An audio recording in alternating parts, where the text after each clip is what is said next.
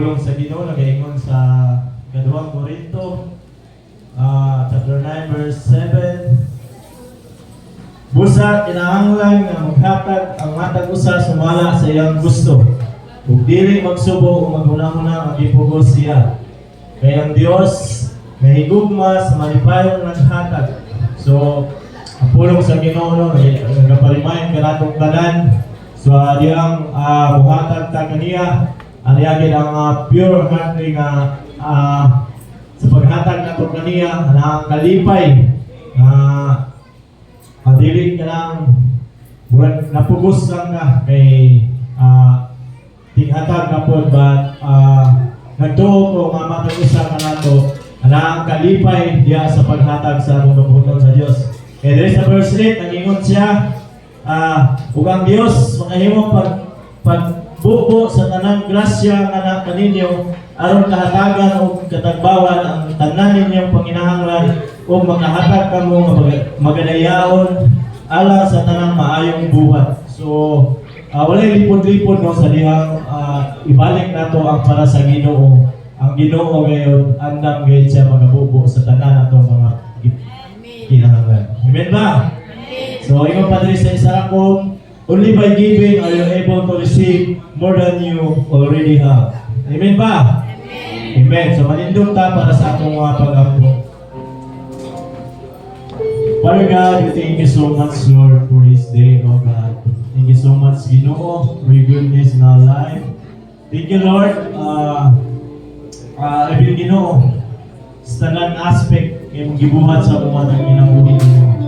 And Lord, sa mga paghatag, balik diha kanimo Ginoo, na Ginoo, kalipay, nga masirat na mo Ginoo, sa diyang muhatag ni kanimo Ginoo. And nagtuo mo, Lord, na ikaw ngayon Ginoo, dili magapasagad ka na mo, O God. Lord, bless ang matag-usa ka na mo, ibig sa mga trabahante, sa mga negosyante, sa mga estudyante, O God, ibig ka na mong tanan, Lord. Nagkuha ni tanan ng mga source ng income. But Lord, ikaw magabalik ka ni Ginoo sa mga pinilo-pilo ka bahay na, O God, sa matag-usa ka na mong Ginoo. Ibig, Lord, kanamang tanan Ginoo, andam ka Ginoo, mamuhat sa matag-usa ka na mo, God. In Jesus' name we pray. Amen. Amen. Pwede na mga tag-texon.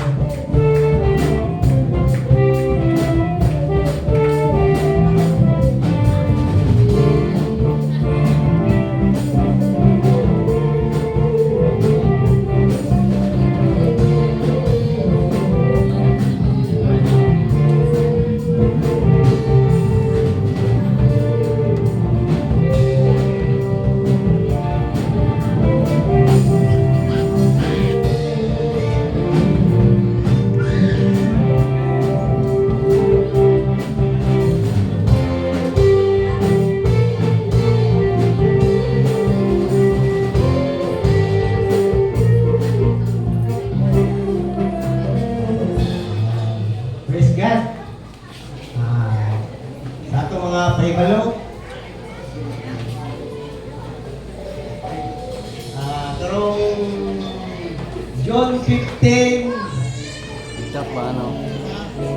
Marcot Place, Borok City, pinatilan sa mga kids summer camp. Excited na yung mga kids ba?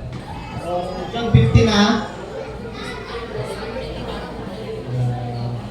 Women's Ministry Outreach Program May 11 2024 9 a.m. Ang video ninyo is Barangay Batangan Covered Court. Batangan Covered Court. Ang atong giving to the temple is first Sunday is Day 1. Magdanaro family and Beros family and Makaputin family. Ito mga first Sunday ban. Sa men's tomorrow, sa itong physical is ito ila Juni Magbanwa. Magsugod tayo 7:30 p.m. KKB Summit, excited ako ni KKB. Karong sa CDO, karong August 26, 2024. Kami ang kamay nga tanan mga women magpabilin sa kay nanay kadali nga pagka-meetingan ako kamay.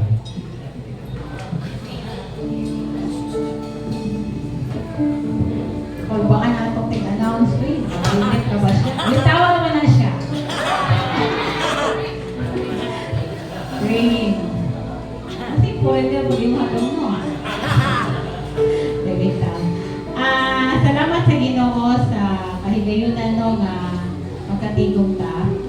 And ako lang gusto hangyo sa kada usa. Parehani itong tema karon no, Unbreakable Unity.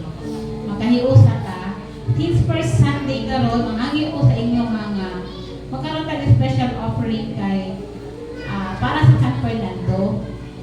Okay, kada semana lang ko tangasaka dito. No, si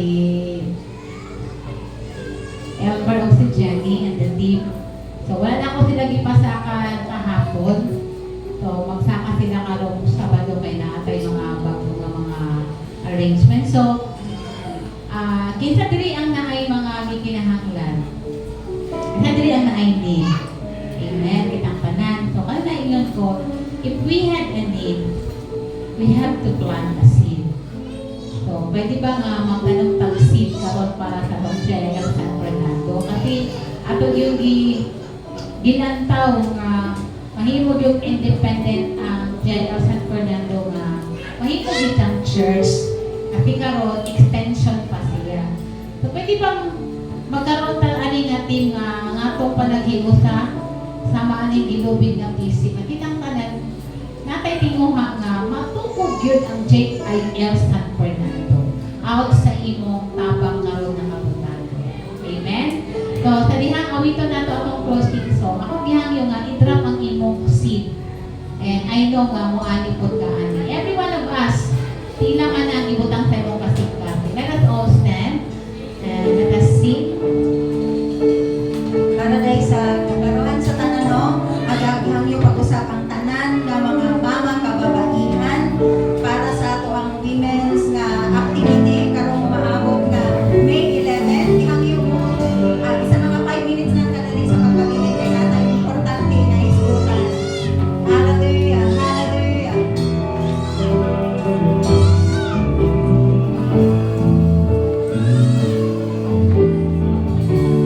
Imuhang tanang pagdaig,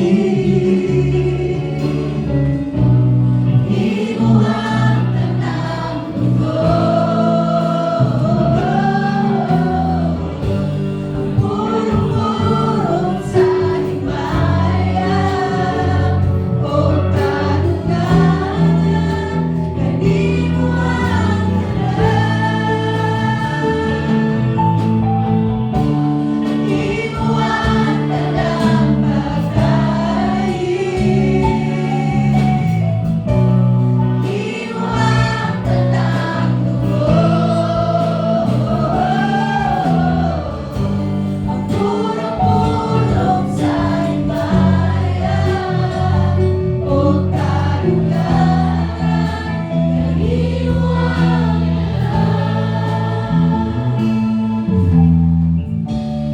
Inong Diyos, malabing kamahanan, amo kang ipasilunggan, ipasalamatan, tungkol sa imong kamayo sa mga tao sa akin na buhi.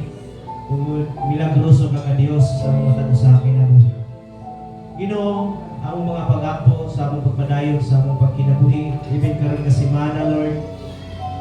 Unsa man Ginoo mga gipangatian mo karon, I pray Ginoo nga hatagan mo nimo kusog, hatagan mo nimo ganang kasing-kasing Ginoo nga muluhotay sumala sa imong pulong Ginoo. Kaya imong gitudlo sa matag usa kanamo karon. Because Lord, we believe Lord nga ikaw mismo Ginoo, dili ka mosugod nga mo give up ang matag usa kanamo. I believe Lord nga ikaw o Dios mao'y magdahatag kanunay kanamo og kusog aron makalahutay kami Ginoo ani nga kalibutan. And we declare Lord and we believe nga we deserve more of you, Ginoo. We deserve favor, we deserve more blessing, we deserve strength, Lord. We deserve, Ginoo, wisdom, we deserve knowledge, Lord. We deserve success, Ginoo. We deserve, Lord, nga breakthrough, financial breakthrough. We deserve it all, Ginoo, because, Lord, ikaw ang Dios nga gamhanan, ug ikaw ang Dios nga tagiya sa langit ug sa yuta. And bisan pa man, Lord, sa life sa akong pastor, Ginoo, salamat, Lord, sa iyang kinabuhi. And I pray, Ginoo, nga continue kay padagayday, Ginoo, ang imong panalangin sa iyang matagusa, sa iyang kinabuhi. And bisan kanamong tanan, Ginoo, ataging kalipay, kalinaw, gugma ang mga kasing-kasing nga magawas na ni nga simbahan, Ginoo. Dalaygon ka, Dios, sa walay katapusan. We declare, we believe, Lord, nga ikaw gayon, Dios, maghimo og milagro sa mga. I give you all the glory and honor, Lord, in Jesus' name. Amen. Praise God. Salamat, happy Sunday. And kanan yung mga mothers, diri lang tanan